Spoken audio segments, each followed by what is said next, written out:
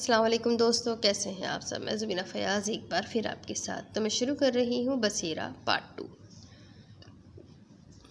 دروازے کی آواز سن کر اس نے کچن کے اندر سے ہی پوچھا، پھینک آئے؟ ہاں۔ سارم کچن کے دروازے پر آ کھڑا ہوا، پھر اچانک اسے کچھ احساس ہوا۔ وہ حیرت بھرے لہجے میں بولا، ارے سارا! ہاں کیا ہوا؟ سارا کافی پھیرتے پھیرتے دروازے کے نزدیک آ گئی اور ہاتھ روک کر بولی، دیکھو کوئی بری خبر نہ سنانا۔ ارے سارا، اچھی خبر ہے، کیا تم نے محسوس نہیں کیا؟ سارم کے لہجے میں خوشگوار حیرت تھی۔ نہیں، سارا نے اس کے چہرے کی طرف دیکھ کر اندازہ لگانے کی کوشش کی۔ ارے سردی! سارم اس کی طرف دیکھ کر خوشی سے بولا، سردی ختم ہو گئی؟ اوئے ہاں، اس گیت کے چکر میں ہمیں اس کا احساس ہی نہ ہوا۔ سارا نے تائید کی، واقعی سردی بالکل ختم ہو گئی ہے۔ بھئی سردی جس انداز سے بڑھ رہی تھی اس سے تو اندازہ ہوتا تھا کہ آج کی رات کمبل اوڑھ کر سونا پڑے گا۔ سارم ڈائننگ ٹیبل کی ایک کرسی گھسیٹ کر بیٹھ گیا۔ دیکھو سارم، اب کوئی شرارت نہ کرنا، سارا نے تنبیہ کی۔ شرارت؟ ارے یار، میں نے کیا کیا ہے؟ اس نے ہنس کر پوچھا۔ تم نے کیا نہیں، کہا ہے، سارا نے وضاحت کی۔ کچھ دیر پہلے تم نے کسی سے مخاطب ہو کر کچھ کہا تھا نا، میری بیوی تمہاری جیسی چیزوں سے ڈرنے والی نہیں ہے، اور میں تو ہوں ہی شیر۔ تو اس میں کیا شبہ ہے؟ میں تو ہوں ہی شیر، میں ڈرنے والوں میں سے نہیں ہوں۔ چاہے بند گھر میں برف باری ہی کیوں نہ شروع ہو جائے، چاہے اس گھر میں ایک کے بجائے کئی گدھ اڑتے پھرے۔ سارم سینہ تان کر مسکرایا۔ اللہ کا نام لو سارم، اتنے بڑبولے نہ بنو، سارا نے سنجیدگی سے کہا۔ اچھا، سارم نے آنکھیں پھاڑ کر مسخرے پن سے کہا۔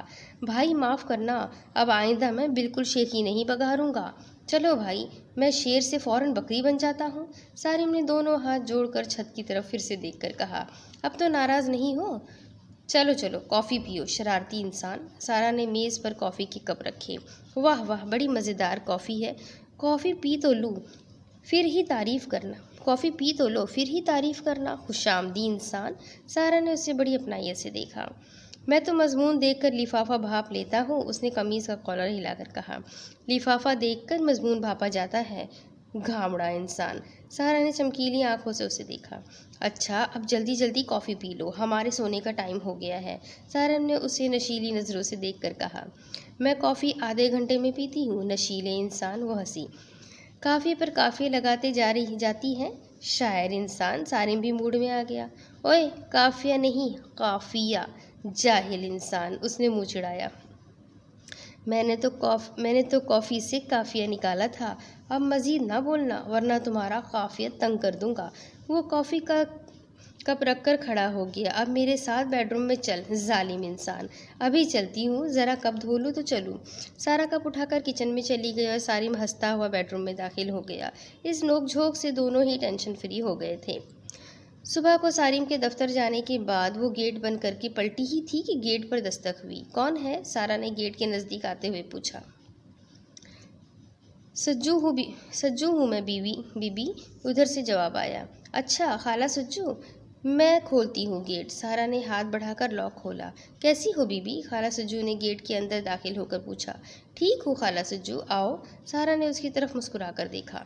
خالہ سجو نے پلٹ کر گیٹ بند کیا اور اس کے ساتھ چلتی ہوئی گھر میں داخل ہو گئی۔ خالہ سجو کو دیکھ کر رات کے واقعات اس کی نگاہوں میں گھوم گئے۔ اس نے سوچا کہ وہ اسے بتائے کہ رات کو یہاں کیا ہوا، لیکن پھر وہ بات بتاتے بتاتے رک گئی۔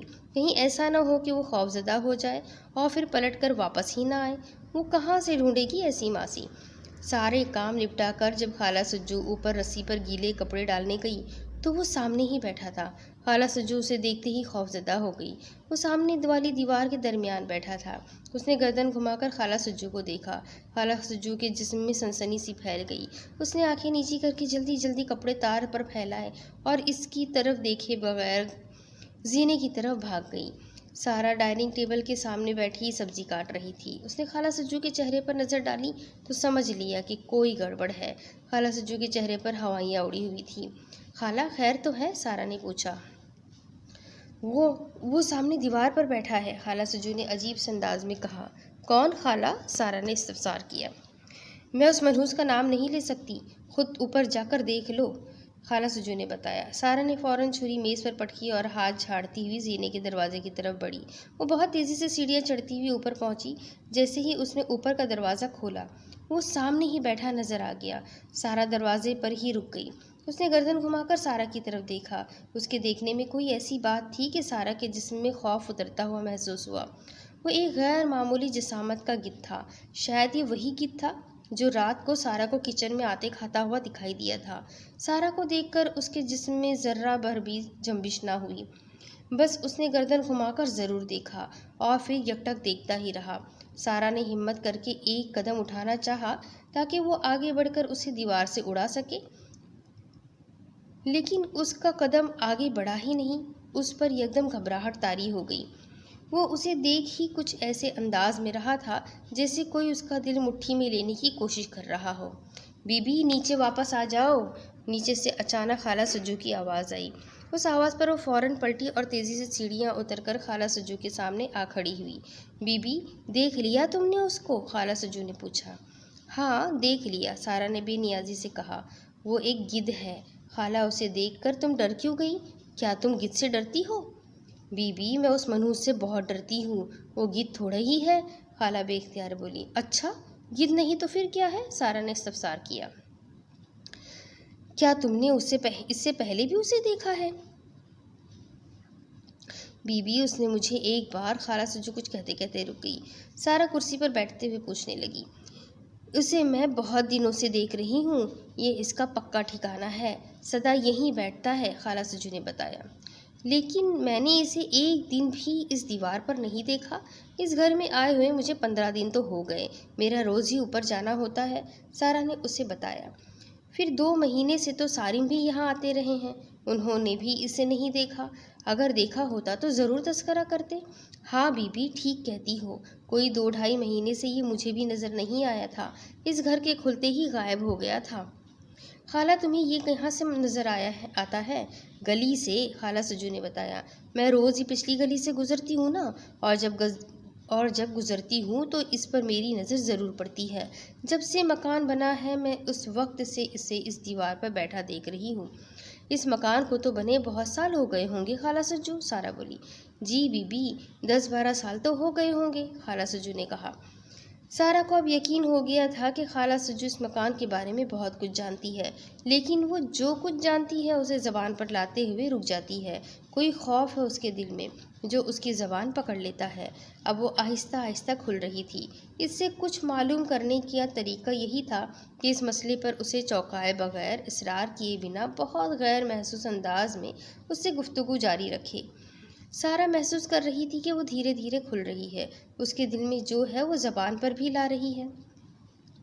ایک اچھا موقع تھا، وہ کچھ بتانے پر آمادہ تھی۔ اگر وہ اسی طرح بولتی رہی تو سارا کو قوی امید تھی کہ آج ضرور اس مکان کے بارے میں کچھ نہ کچھ معلوم ہو جائے گا۔ وہ خالہ سجو کو اپنے پاس کچھ دیر بٹھانے کے لیے خود اٹھ گئی۔ اس نے کچن میں جا کر چائے کا پانی رکھا اور واپس آ کر کہا، خالہ میں چائے بنا رہی ہوں تمہارے لیے۔ اچھا بی بی، خالہ سجو ایک دم خوش ہو کر بولی۔ ایسا اعزاز اسے دوسرے گھروں میں کہاں ملتا تھا بھلا۔ سارا کو چائے بنانے میں صرف 2 منٹ لگے۔ وہ چائے اس کے سامنے رکھتے ہوئے بولی، خالہ اس علاقے میں تمہیں کام کرتے ہوئے کتنے سال ہو گئے؟ بی بی کوئی 20 سال تو ہو گئے ہوں گے۔ پھر تو یہ مکان تمہارے سامنے ہی بنا ہوگا، سارا نے اس پر لفظوں کا جال پھینکا۔ ہاں بی بی، یہ جو آپ کے برابر والے گھر میں رہتی ہے نا، بیگم یعقوب، پروین بی بی کی بات کر رہی ہوں۔ ان کے سسر نے 2 پلاٹ لیے تھے، ایک اپنے لیے اور ایک اپنے دوست ماجد صاحب کے لیے۔ خود تو انہوں نے فوراً ہی مکان بنا لیا تھا۔ وہ پہلے قریب ہی کرائے کے مکان میں رہتے تھے، جبکہ ان کا دوست کسی اور علاقے میں رہتا تھا۔ یہ پلاٹ سالوں خالی پڑا رہا۔ اس پلاٹ کے بیچوں بیچ ایک نیم کا درخت تھا، بہت بڑا، اتنا بڑا اور گھنا درخت میں نے کہیں اور نہیں دیکھا۔ اس درخت کی ایک خاص بات یہ تھی کہ اس پر گدھوں کا بسیرا تھا۔ بے شمار گدھ اس درخت پر بیٹھے رہتے تھے۔ میں نے انہیں جب بھی دیکھا بیٹھے ہی دیکھا، کبھی اڑتے ہوئے دکھائی نہ دیتے تھے۔ سارا بہت خوش تھی۔ ایک کپ چائے نے خالہ سجو پر زبردست اثر کیا تھا۔ وہ بے دھیانی میں بولتی جا رہی تھی اور سارا اس کے منہ سے نکلنے والے لفظوں کو پوری توجہ سے اپنے ذہن میں ریکارڈ کرتی جا رہی تھی۔ ویسے خالہ، آبادی میں گدھ کہاں ہوتے ہیں؟ سارا نے حیرت سے کہا۔ ہاں بی بی تم ٹھیک کہتی ہو، خالہ سجو بولی۔ اس نیم کے درخت کے علاوہ کہیں اور نہیں دکھائی دیتے تھے۔ یہ درخت بھی بہت پرانا تھا، جانے یہ گدھ کب سے اس درخت پر آباد تھے۔ پھر جب پروین بی بی کے سسر کے دوست ماجد صاحب نے اس گھر کو بنوانے کے لیے درخت کٹوانا چاہا اور کٹوانے کے لیے آدمی بلائے تو وہ اس درخت پر اتنے سارے گدھوں کو بیٹھے دیکھ کر پہلے تو پریشان ہوئے۔ خیر ہمت کر کے وہ 2 بندے شاخیں کاٹنے کے لیے اوپر چڑھے تو گدھوں نے ان پر حملہ کر دیا۔ ایک کی تو آنکھ ضائع ہونے سے بچی، دوسرا لہو لہان ہوا۔ بے شمار گدھ اڑ اڑ کر اس درخت کے گرد چکر کاٹنے لگے۔ اتنے گدھ تھے بی بی کہ کیا بتاؤں، یہ میرے سامنے کا واقعہ ہے۔ میں اس وقت پروین بی بی کی چھت پر دھلے ہوئے کپڑے پھیلا رہی تھی، اتنے بے شمار گدھوں کو دیکھ کر میری تو جان ہی نکل گئی۔ وہ ہماری چھت پر بھی منڈلا رہے تھے۔ درخت کاٹنے والے اپنے زخمی ساتھیوں کو اٹھا کر دوڑ لیے۔ ارے پھر تو خالہ یہ درخت کاٹنا مسئلہ بن گیا ہوگا، سارا نے پریشان ہو کر پوچھا۔ ایسا ویسا؟ پروین بی بی کے سسر اور ماجد صاحب کی تو جان عذاب میں آ گئی تھی۔ ان کی سمجھ میں ہی نہ آ رہا تھا کہ اس درخت کو کس طرح کٹوائے۔ اب کوئی اس درخت کو کاٹنے کے لیے تیار بھی نہ تھا۔ اگر کوئی انجانا ہمت بھی کرتا تو زخمی ہو کر ہی جاتا۔ یہ گدھ سیدھے بندے کی آنکھوں پر حملہ کرتے ہیں۔ اوہ میرے اللہ، سارا نے حیرت زدہ ہو کر کہا۔ پھر خالہ یہ درخت کیسے کٹا؟ بس بی بی، جب بہت پریشان ہو گئے تو ماجد صاحب نے کسی عامل سے رجوع کیا۔ وہ آئے، انہوں نے اس درخت کو دیکھا تو فکر مند ہوئے۔ انہوں نے بتایا یہاں تو بسیرا ہے۔ اچھا پھر انہوں نے کیا کیا؟ سارا نے پوچھا۔ انہوں نے کہا کہ مجھے 3 راتیں یہاں رہ کر عمل کرنا ہوگا۔ وہ 3 راتیں پروین بی بی کے گھر میں رہے۔ چھت پر بیٹھ کر انہوں نے 3 رات تک عمل کیا۔ جیسے ہی وہ رات 12 بجے کے بعد پڑھنا شروع کرتے تو درخت پر بیٹھے ہوئے گدھ چیخنا شروع کر دیتے۔ ان کی منحوس آوازوں سے پورا محلہ جاگ اٹھتا، ایسی کرخت آواز نکالتے تھے کہ دل بیٹھنے لگتا تھا۔ تیسری رات عامل صاحب پر جانے کیا گزری کہ وہ پڑھتے پڑھتے چیخ مار کر بے ہوش ہو گئے۔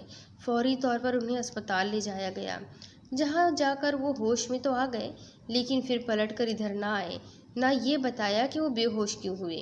بہت پوچھنے پر بس اتنا ہی کہا کہ معاملہ ان کے بس کا نہیں۔ عامل صاحب کی ناکامی نے اس معاملے کو اور سنگین کر دیا۔ ماجد صاحب اور زیادہ فکر مند ہو گئے۔ وہ اس سلسلے میں کئی لوگوں سے ملے، کسی نے اس مسئلے کو حل کرنے کی حامی نہیں بھری، پھر کسی نے ایک بابا کا پتہ بتایا۔ ماجد صاحب نے ان سے رابطہ کیا، ساری داستان سنائی۔ ساری بات سن کر بابا جی نے انہیں تسلی دی اور رائفل کی ایک گولی لانے کو کہا۔ یہ کہہ کر خالہ سجو چند لمحوں کو رک گئی۔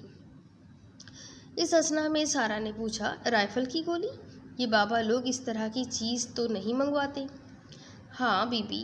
یہ بات سن کر ماجد صاحب بھی پریشان ہوئے۔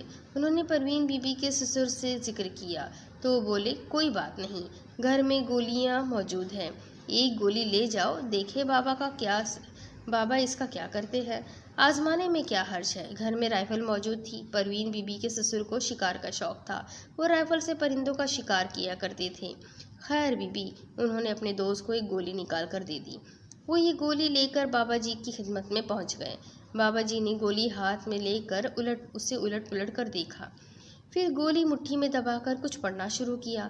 1 منٹ کے لیے مٹھی کھول کر اس پر پھونک ماری اور گولی ماجد صاحب کی طرف بڑھاتے ہوئے بولے کہ درخت کی طرف نشانہ لے کر اس گولی کو چلا دینا، تمہیں ان خبیثوں سے نجات مل جائے گی۔ ماجد صاحب گولی لے کر واپس آ گئے۔ دوپہر کا وقت تھا۔ انہوں نے پروین بی بی کے سسر کی رائفل میں گولی بھری اور اوپر چھت پر پہنچ کر ایک گدھ کا نشانہ لیا اور گولی چلا دی۔ ایک زوردار دھماکہ ہوا، گولی گدھ کا سینہ چیرتی ہوئی نکل گئی۔ اس گولی نے پیچھے بیٹھے 2 گدھوں کو اور زخمی کیا، وہ پٹ پٹ درخت سے نیچے گرے اور مر گئے۔ بس بی بی، ان گدھوں کے مرتے ہی سارے گدھ بھرا مار کر درخت سے اڑے اور آنن فانن غائب ہو گئے کہ پتہ ہی نہ چلا کہ وہ کدھر گئے۔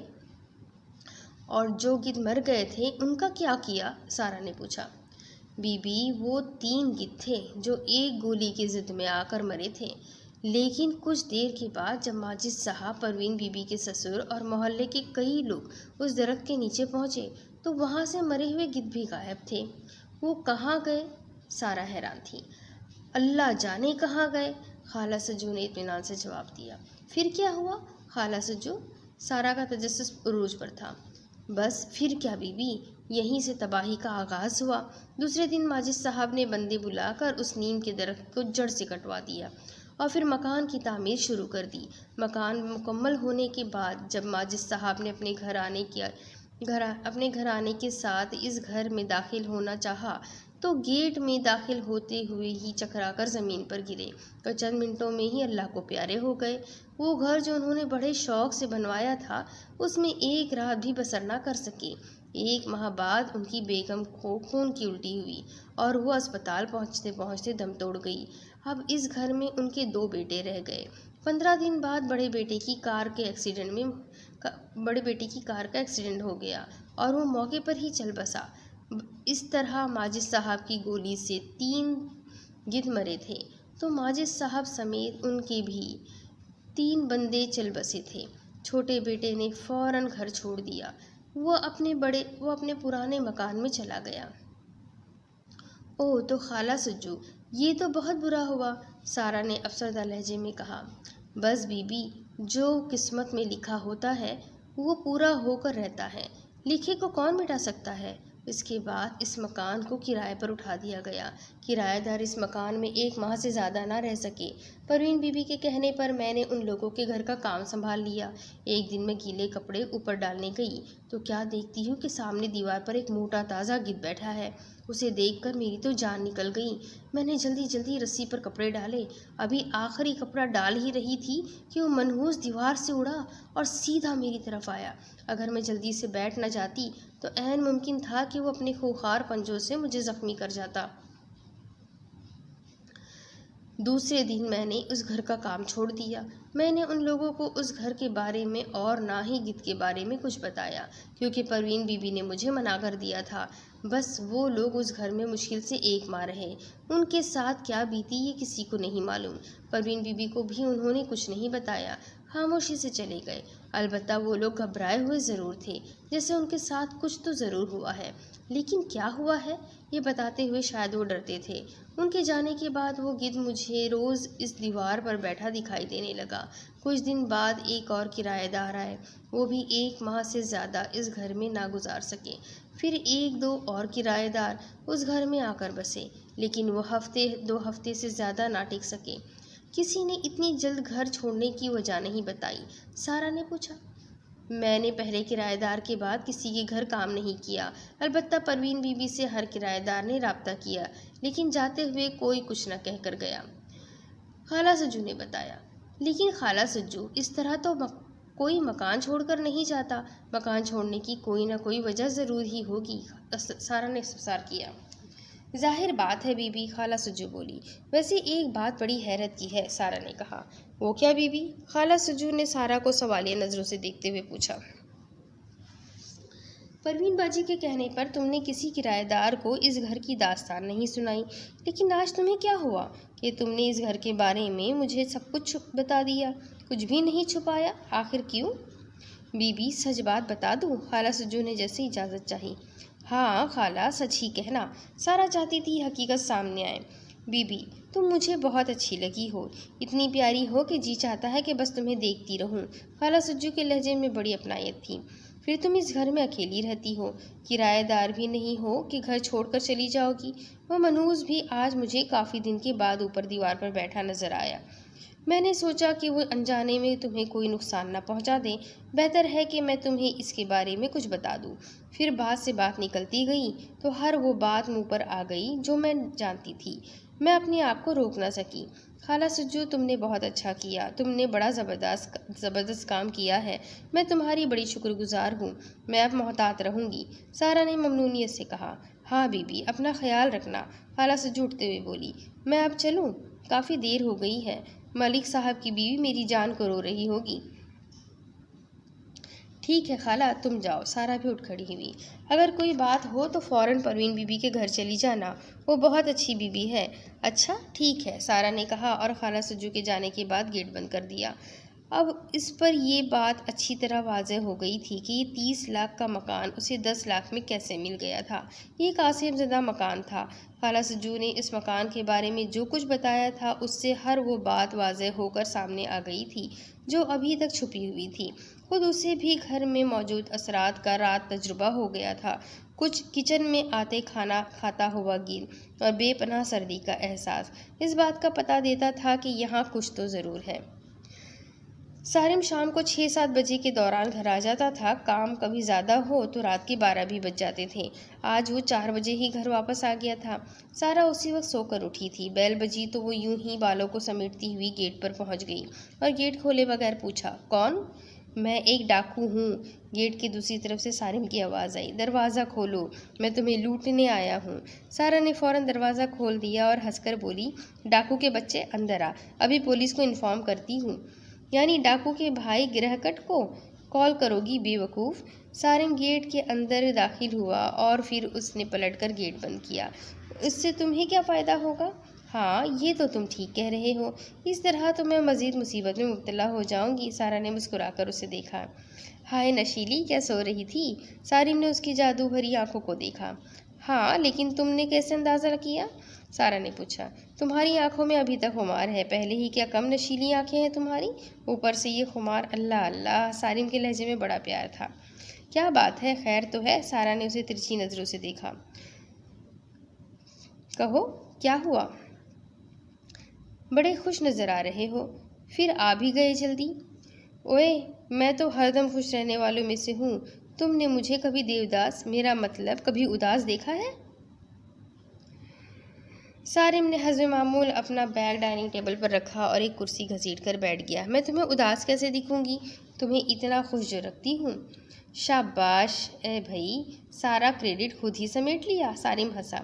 آج میں نے ایک کریڈٹ اور سمیٹا ہے، سنو گے تو حیران رہ جاؤ گے۔ ایسا کیا ہوا؟ سارم نے پوچھا۔ وہ بات جو تم نہ معلوم کر سکے، میں نے معلوم کر لی ہے۔ نہیں بھائی؟ سارم نے آنکھیں پھاڑ کر اسے مسخرے پن سے دیکھا۔ آخر ایسی کیا بات معلوم کر لی تم نے؟ زبردست، سپر۔ سارا نے اس کا تجسس اور بڑھایا۔ اب بتاؤ بھی۔ سارم الجھ گیا۔ سپر کی بچی؟ نہیں، پہلے آپ چینج کر لیں، اتنی دیر میں چائے بنا لیتی ہوں، پھر ملتے ہیں چھوٹے سے بریک کے بعد۔ یہ کہہ کر سارا نے کچن کا رخ کیا۔ تم ابھی سو کر اٹھی ہو، منہ ہاتھ تو دھو لو، کیا باسی ہاتھوں سے چائے بناؤ گی؟ سارم نے اٹھتے ہوئے کہا۔ نہیں جناب، میں بھی فریش ہوں گی اور آپ کے واش روم سے نکلنے سے پہلے کچن میں پہنچ جاؤں گی، سارا نے چھوٹے بیڈ روم کی طرف بڑھتے ہوئے کہا۔ پھر ایسا ہی ہوا۔ جب سارم کپڑے تبدیل کر کے اور منہ ہاتھ دھل کر بیڈ ٹیبل پر آیا تو سارا چائے دم دے چکی تھی۔ لاؤ بھائی، کہاں ہے چائے؟ سارم نے شور مچایا۔ یہ لیجیے جناب۔ سارا نے کچن سے نکل کر ٹرے ٹیبل پر رکھی اور کرسی پر بیٹھ کر کیتلی سے چائے نکالنے لگی۔ چلو جی، شروع ہو جاؤ۔ زبردست اور سپر۔ یاد رکھنا، اگر بات زبردست اور سپر نہ ہوئی تو تمہاری خیر نہیں، تمہیں تل کر کھا لوں گا، خشک دریا کی مچھلی، سارم نے دھمکی دی۔ ٹھیک ہے آدم خور کے پھوپھا، سارا نے ہنس کر کہا۔ اب سنو میری بات، یہ گھر جس میں ہم رہتے ہیں، اس مکان کے 3 بندوں کی جان لے لی ہے اس نے، سارا نے دھماکہ کیا۔ ہیں؟ یہ کیا کہہ رہی ہو تم؟ سارم اس انکشاف پر پریشان ہو گیا۔ سنتے جاؤ۔ یہ مکان بننے سے پہلے یہاں ایک نیم کا درخت ہوتا تھا، بہت بڑا، اور اس پر بے شمار گدھ رہتے تھے۔ جب پلاٹ کے مالک نے مکان بنانے کے لیے اس درخت کو کٹوانا چاہا تو ان گدھوں نے طوفان اٹھا دیا۔ سارا اتنا بتا کر خاموش ہوئی۔ یار خبریں تو بڑی دھماکہ خیز ہیں، واقعی زبردست، سارم نے صدق دل سے اعتراف کیا۔ یہ کچھ نہیں، یہ تو ہیڈ لائن ہے، ابھی سنتے جاؤ اور سر دھنتے جاؤ۔ پھر سارا نے جو کچھ خالہ سجو کی زبانی سنا تھا اسے پوری تفصیل کے ساتھ اس کے سامنے پیش کر دیا۔ سارم ساری باتیں سن کر سوچ میں ڈوب گیا۔ سارا نے جو کچھ بتایا تھا وہ ایسا نہ تھا کہ ایک کان سے سن کر دوسرے کان سے نکال دیا جائے۔ جی جناب، سارا نے اسے سوچ میں ڈوبا دیکھ کر معنی خیز لہجے میں کہا۔ اب کیا کہتے ہیں اس مسئلے پر؟ میری سمجھ میں ایک بات نہیں آئی۔ سارم نے سنجیدگی اختیار کی۔ کیا؟ سارا نے سوالیہ نظر سے کہا۔ ساجد صاحب کی فیملی کے بعد اس گھر میں کئی لوگ آئے اور چلے گئے، لیکن کسی نے جاتے ہوئے اس گھر کے بارے میں کچھ نہیں بتایا، نہ پروین کو، نہ پڑوسی ہونے کے ناطے، نہ پراپرٹی ڈیلر کو۔ سارم نے سوال اٹھایا۔ میں اندازہ کر سکتی ہوں ایسا کیوں ہوا، کیوں کسی نے اس مکان کے بارے میں بیان نہیں دیا۔ سارا نے بڑی سنجیدگی سے کہنا شروع کیا۔ سارم، کل رات اس گھر میں جو ہوا وہ تمہیں یاد ہے؟ ہاں یاد ہے، بلکہ آج میں گھر جلدی اسی لیے آیا تھا کہ کہیں کوئی مسئلہ نہ کھڑا ہو گیا ہو، سارم نے کہا۔ میں نے کچن میں ایک گدھ کو آتے کھاتے ہوئے دیکھا۔ اس سے پہلے اس گھر میں سردی کی ایک لہر آ گئی تھی۔ سردی کی لہر اور کچن میں ہونے والے واقعے کو اگر تم کسی کو بتاؤ گے تو اس کا رد عمل کیا ہوگا؟ وہ یقیناً تمہیں وہم کا مریض یا پاگل قرار دے گا، سارا نے وضاحت کی۔ ہاں یہ تو تم ٹھیک کہہ رہی ہو، سارم نے اعتراف کیا۔ بس اسی لیے کسی نے کچھ بتانے کی کوشش نہیں کی، خاموشی سے چلے گئے۔ اس گھر میں کچھ اور نہ ہو، صرف اتنا ہی ہو کہ اچانک سردی کی لہر پورے گھر کو اپنی لپیٹ میں لے لے تو اچھے سے اچھے اعصاب کا مالک اس بات سے متاثر ہوئے بغیر نہ رہ سکے گا۔ آصف زدہ مکانوں کی اتنی کہانیاں مشہور ہے کہ کوئی بال بچوں والا شخص اس مکان میں رہ کر اپنی جان عذاب میں ڈالنے کو ہرگز تیار نہ ہوگا، سارا نے کہا۔ اس مکان کی اب پوری ہسٹری معلوم ہو گئی ہے، اب ہم کیا کریں گے؟ سارم نے رائے لی۔ کچھ نہیں کریں گے، اسی مکان میں رہیں گے، وہ بھی بڑے آرام سے، سارا نے بڑے اطمینان سے اسے جواب دیا۔ آرام سے رہتے ہوئے تو نظر نہیں آ رہے، سارم نے خدشہ ظاہر کیا۔ اس گھر میں اچانک سردی کی لہر آ جائے گی تو کیا فرق پڑے گا؟ میں کمبل نکال لوں گی، آرام سے اوڑھ کر بیٹھ جائیں گے، سردی کے مزے لیں گے۔ سارا نے یہ بات بڑے اعتماد سے کہنے کی کوشش کی، لیکن آخر میں اس کا لہجہ یقین سے عاری ہو گیا۔ سارا مجھے تم پر فخر ہے، ایسی باہمت لڑکیاں آج کل کہاں ملتی ہیں، اگر تم ڈر جاتی تو میرے لیے بڑا مسئلہ کھڑا ہو جاتا۔ سارم نے اسے توصیفی نظروں سے دیکھا۔ سارم بے فکر رہو، ہم یہ گھر کبھی نہیں چھوڑیں گے، ہم مالک مکان ہیں، کوئی کرایہ دار نہیں ہے کہ چولہا چکی اٹھا کر یہاں سے نکل جائیں گے، سارا نے فیصلہ کن انداز میں کہا۔ واہ کیا بات ہے تمہاری، سارم نے اسے پیار بھری نظروں سے دیکھا۔ آؤ اوپر چلے، سارا نے کہا، مجھے کپڑے اتارنے ہیں، سوکھ گئے ہوں گے۔ چلو، سارم فوراً ہی کھڑا ہو گیا۔ کیا وہ اوپر ہوگا؟ کہہ نہیں سکتی، سارا نے کہا، میں بس خالہ کے سامنے ہی اوپر گئی تھی، آؤ دیکھتے ہیں۔ سارم زینے کی طرف بڑھا۔ سارم اور سارا ساتھ ساتھ اوپر پہنچے۔ وہ سامنے ہی بیٹھا تھا، وہ ایک جسیم گدھ تھا اور بالکل ساکت بیٹھا تھا۔ اس نے ان دونوں کی آمد کا کوئی نوٹس نہ لیا۔ سارم نے سارا کو دروازے پر ہی رکنے کا اشارہ کیا اور خود آگے بڑھا۔ ابھی اس نے 2-3 کپڑے ہی رسی سے اتارنے تھے کہ ساکت گدھ میں اچانک حرکت ہوئی۔ اس نے تیزی سے گردن گھمائی اور دیوار سے اڑ کر چھت کے درمیان میں کھڑے سارم کی طرف انتہائی خوفناک انداز میں جھپٹا۔ گدھ کو اڑتے دیکھ کر سارا کی جان نکل گئی اور جب اس نے محسوس کیا کہ وہ سارم کی طرف جھپٹا ہے تو اس کے منہ سے بے اختیار چیخ نکل گئی، سارم! سارم نے اس کی چیخ سن کر فوراً ہی فیصلہ کر لیا۔ اس کے پاس اتنا وقت نہ تھا کہ وہ پلٹ کر سارا کی طرف دیکھتا، وہ اس سے چیخنے کی وجہ معلوم کرتا۔ اس کے پاس صرف 2-3 سیکنڈ تھے، اب چند لمحوں میں اسے فیصلہ کرنا تھا۔ سارا کے چیختے ہی اس سے اندازہ ہو گیا کہ وہ گدھ دیوار سے اڑ کر اس کی طرف جھپٹا ہے۔ اسے یہ بھی معلوم تھا کہ وہ سیدھا اس کی آنکھوں پر حملہ کرے گا، لہٰذا اس کے ہاتھ میں جو قمیض تھی وہ اس نے اپنے سر پر ڈالی اور فوراً ہی نیچے جھک گیا۔ اس نے اپنے سر پر پروں کی پھڑپھڑاہٹ سنی اور ایک تیز ہوا کا جھونکا محسوس کیا۔ سارا زینے کے دروازے میں کھڑی تھی، وہ فوراً پیچھے ہٹ گئی۔ گدھ اڑتا ہوا زینے کی چھت سے گزر گیا۔ اس کے جاتے ہی سارا دوڑ کر سارم کے نزدیک آئی۔ اس نے جلدی جلدی رسی پر پڑے بقیہ کپڑے سمیٹے اور سارم سے مخاطب ہو کر بولی، سارم بھاگو، کہیں وہ پلٹ کر نہ آ جائے۔ سارم نے اٹھ کر چاروں طرف نظر دوڑائی اور اسے ساتھ لے کر دروازے کی طرف بڑھا۔ اس نے زینے کا اوپر کا دروازہ بند کر دیا، پھر لاؤنج میں داخل ہو کر نیچے کا دروازہ بھی باہر سے بند کر دیا۔ اب وہ گدھ زینے کے راستے گھر میں داخل نہیں ہو سکتا تھا۔ پھر وہ گدھ کئی دن تک نظر نہ آیا۔ سارا نے 1-2 دن اوپر جانے سے احتیاط کیا، لیکن جب دیکھا کہ وہ دیوار پر نظر نہیں آ رہا تو اس نے خالہ سجو کو اوپر کپڑے ڈالنے بھیج دیے۔ خالہ سجو بھی ہمت والی عورت تھی، وہ احتیاط تو برتتی تھی لیکن اوپر جانے سے ڈرتی نہ تھی۔ سارا کو اس سے بڑی تقویت تھی۔ 1 ہفتہ سکون سے گزر گیا، گھر میں سردی کی لہر نہ آئی اور نہ ہی تو گدھ دکھائی دیا۔ سارا اور سارم کے ذہن سے یہ واقعات محو ہونے لگے، وہ گدھ کو بھولنے لگے۔ تب اس شام وہ پھر سے نمودار ہوا۔ وہ نہیں چاہتا تھا کہ یہ لوگ اسے بھول جائیں۔ سارا اوپر والے بیڈ روم میں لیٹی ایک رسالہ پڑھ رہی تھی کہ اس نے باہر پروں کی پھڑپڑاہٹ سنی۔ اس نے فوراً کھڑکی سے باہر دیوار کی طرف دیکھا۔ اس نے وہاں گدھ کو موجود پایا، وہ ابھی آ کر ہی بیٹھا تھا۔ سارا تیزی سے اٹھی، اس نے بیڈ روم کا دروازہ بند کر کے اندر سے چٹکنی چڑھا لی اور کھڑکی کا پردہ برابر کر دیا۔ پھر اس نے بہت محتاط انداز سے کھڑکی کا 1 انچ پردہ ہٹا کر شیشے سے باہر کی طرف دیکھا۔ وہ دیوار پر بیٹھا تھا اور اپنی لمبی گردن اونچی کیے اپنے سر کو تیزی سے جنبش دے رہا تھا۔ اتنے میں ایک اور گدھ اس کے برابر آ بیٹھا۔ پھر تو جیسے تانا باندھا بن گیا۔ ایک کے بعد ایک گدھ پرواز کر کے آتا گیا اور دیوار پر بیٹھتا گیا۔ وہ 4 منٹ میں ہی چھت کی دیوار جہاں تک سارا دیکھ سکتی تھی گدھوں سے ڈھکی نظر آنے لگی۔ پھر جب دیواروں پر بیٹھنے کی جگہ نہ رہی تو وہ گدھ چھت کے فرش پر آ کر بیٹھنے لگے۔ اتنے سارے گدھ دیکھ کر سارا کے دل کی دھڑکن تیز ہو گئی۔ اگرچہ وہ اس کمرے میں محفوظ تھی پھر بھی اس پر گھبراہٹ طاری ہو گئی تھی۔ وہ اوپر تھی اور اس کمرے میں اکیلی تھی۔ اس کمرے میں کیا پورے گھر میں اس کے علاوہ اور کوئی نہ تھا، اور گدھوں کی تعداد لمحہ بلمحہ بڑھتی ہی جاتی تھی۔ اب چھت کے فرش پر تل دھرنے بھر کی بھی جگہ نہ تھی، اس قدر گدھ اکٹھے ہو گئے تھے وہاں۔ اس بیڈ روم میں 3 طرف کھڑکیاں تھیں۔